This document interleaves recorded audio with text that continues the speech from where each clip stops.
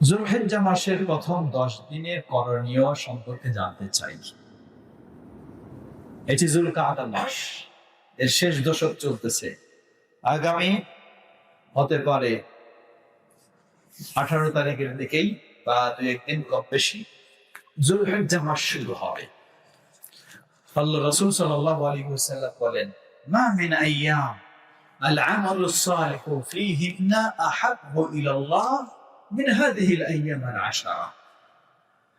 এই 10 দিন পৃথিবীর মাঝে সবচেয়ে সেরা 10 দিন। যেই 10 দিনের আমলগুলি আল্লাহ সুবহানাহু ওয়া তাআলার কাছে সবচেয়ে বেশি প্রিয়। কোন 10 দিন? যুলহিজ্জা মানে কোরবানির মাস, 1 তারিখ থেকে 10 তারিখ। এই 10 দিনে কি আমাদের বিশেষ আমল? জবাব, 1 তারিখ থেকে 9 তারিখ পর্যন্ত সিয়াম পালন করা রাসূলুল্লাহ সাল্লাল্লাহু আলাইহি ওয়াসাল্লামের সুন্নাহ।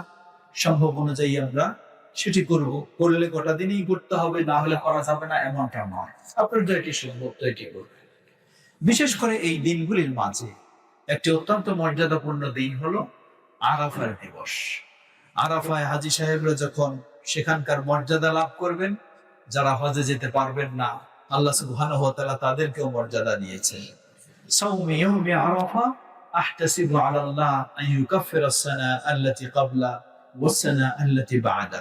একটি দিনের সিয়াম, এর বিনিময়ে আল্লাহ অতীতের 1 বছর এবং অগ্রিম ভবিষ্যতের আরেক বছর, 2 বছরের গুনাহগুলিকে ক্ষমা করে দেন। সেটি হলো আরাফার দিবসের সরাসরি যেদিন আরাফা সংঘটিত হয় বলে আমরা জানতে পারি, সেদিন রাখাটাই আমরা উত্তম মনে করি। তবে তারপরের দিনই এবার ঈদ করা শুরু করে দেব, এটা নয়। ঈদ করব যেদিন মুসলিমেরা ঈদ করবে আমাদের দেশে, সেদিন। দ্বিতীয় হলো এই দিনগুলিতে 1 তারিখ থেকে চাঁদ দেখা গেলেই তখন থেকে শুরু করে 13 তারিখ পর্যন্ত ঈদের যে বিশেষ তাকবীর, আল্লাহু আকবার আল্লাহু আকবার, লা ইলাহা ইল্লাল্লাহ ওয়াল্লাহু আকবার আল্লাহু আকবার ওয়ালিল্লাহিল হামদ, বেশি বেশি পাঠ করা, নারী পুরুষ সবাই, নারীরা নীরবে পুরুষের আওয়াজের সাথে। তৃতীয় হলো এই দিনগুলিতে সাধ্য অনুযায়ী ভালো কাজ বেশি করবেন। সেটি সালাত হতে পারে শরীয়ত সম্মত, দান সাদকা হতে পারে, আরো এসব। নিষিদ্ধ বর্জনীয় কাজ কি? বর্জনীয় কাজ শুধু একটি রয়েছে, সেটি হলো যিনি কুরবানি দেবেন। আল্লাহ রাসূল সাল্লাল্লাহু আলাইহি ওয়াসাল্লাম বলেন, মান আরাদা আন ইউদাহিয়া ফালা ইয়াখুদান্না মিন রাসিহি ওয়ালা মিন আদফারি।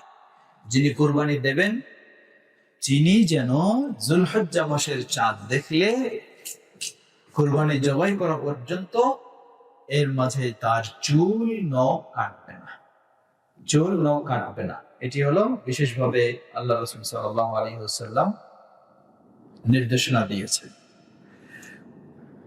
সুতরাং এই কাজগুলি আমরা সাধ্য অনুযায়ী, সম্ভব অনুযায়ী করার চেষ্টা করব। আল্লাহ আমাদের তৌফিক দান করুন।